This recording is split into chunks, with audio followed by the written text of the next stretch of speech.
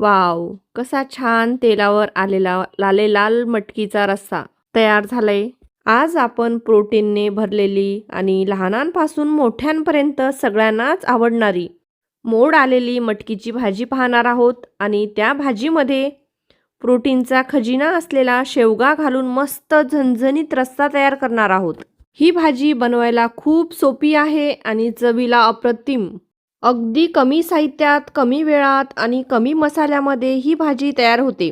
पद्धत अगदी वेगळी आहे, तुम्हाला नक्कीच आवडेल।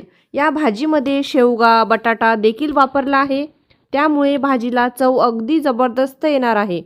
ही एकच भाजी दुसऱ्या 10 भाजींना मागे टाकेल, इतकी चवीला छान लागते। ही एकच भाजी केली तर तुम्हाला दुसरं काहीच करायची गरज पडत नाही। चपाती, भाकरी सोबत ही भाजी खूपच भारी लागते। चला पाहूया रेसिपी। नमस्कार, मी रसिका, रसूची रसोईमध्ये तुमचं सगळ्यांचं मनापासून स्वागत। इथे मी शेवगा, एक बटाटा आणि 200 ग्रॅम मोड आलेली मटकी घेतली आहे। या सगळ्या भाज्या कुकरमध्ये घालूया। यामध्ये 1.5 ग्लास पाणी घालूया। साहित्याची यादी डिस्क्रिप्शनमध्ये दिली आहे। अर्धा छोटा चमचा हळद आणि 1 छोटा चमचा मीठ घालूया आणि कुकरचं झाकण लावून मध्यम आचेवर एक शिट्टी काढून घेऊया। कुकर होत आहे तोवर आपण मसाला वाटून घेऊया। यासाठी इथे मी एक मिक्सरचं भांडं घेतलं आहे। यामध्ये 6 लसूण पाकळ्या, अर्धा इंच आलं आणि कोथिंबिरीचे देठं घातले आहेत। हे सगळं वाटून घेतलं आहे। आता यामध्ये अगोदरच मी एक कांदा भाजून घेतला होता, तो घालूया आणि परत एकदा फिरून घेऊया। इथे वाटण तयार आहे। आता भाजीला फोडणी घालूया।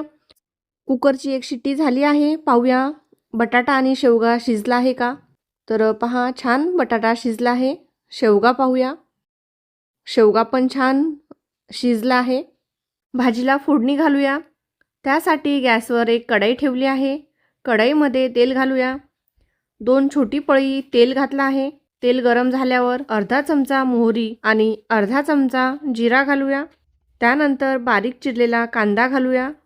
इथे मी एक लहान साईजचा कांदा बारीक चिरून घेतला आहे। कढीपत्ता घालूया। कांदा कढीपत्ता काही सेकंद तेलामध्ये परतून घेऊया।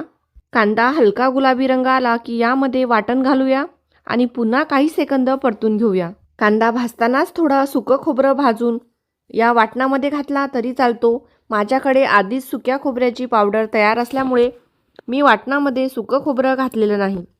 वाटण आपण छान परतून घेतलं आहे। यामध्ये मसाले घालूया। अर्धा चमचा हळद, 2 चमचे लाल तिखट, अर्धा चमचा धना पावडर आणि अर्धा चमचा गरम मसाला घातला आहे। मसाले पण छान तेल सुटेपर्यंत परतून घेऊया। मसाले छान परतले गेले आहेत, छान तेल सुटलं आहे। यामध्ये आता शिजवून घेतलेली मटकी आणि भाज्या घालूया। कुकरमधलं उरलेलं पाणीही यामध्ये घालूया आणि हव्या त्या घट्टपणानुसार थोडं पाणी वाढवूया। सगळं नीट मिसळून घ्यायचं आहे। नंतर यामध्ये चवीपुरतं मीठ घालूया। मीठ आपण अगोदर भाजी शिजवताना पण घातली आहे। भाजीला चांगली उकळी येऊ द्यायची आहे आणि नंतर बारीक चिरलेली कोथिंबीर घालूया। पुन्हा भाजी मिसळून घेऊया। ही अशी आपली मस्त झणझणीत प्रोटीनयुक्त मोड आलेली मटकी आणि शेवगा बटाटा रस्सा भाजी तयार आहे। कोथिंबीर घालण्याआधी या भाजीमध्ये भाजलेल्या सुकं खोबऱ्याचं 2 चमचे पावडर घातला आहे, मात्र तो भाग रेकॉर्ड करायचा राहिला, त्याबद्दल क्षमा असावी। आपण भाजीमध्ये खूप कमी तेल घातलं होतं, तरी पण तुम्ही पाहू शकता एकदम तर्रीदार अशी भाजी आपली तयार झाली आहे। ही अशी रश्शाची एकच भाजी बनवली ना तर दुसरी भाजी बनवायची गरज पडत नाही। तर तुम्हाला ही झणझणीत मोड आलेली मटकी आणि प्रोटीनने भरलेला शेवगा बटाटा रस्सा कसा वाटला ते कमेंट करून नक्की सांगा। व्हिडिओ आवडला असेल तर लाईक करा, शेअर करा आणि चॅनलला सबस्क्राईब करायला विसरू नका। हे सगळं पूर्णपणे निशुल्क आहे, त्यामुळे एक लाईक नक्कीच करू शकता। व्हिडिओ जास्तीत जास्त शेअर करा। धन्यवाद।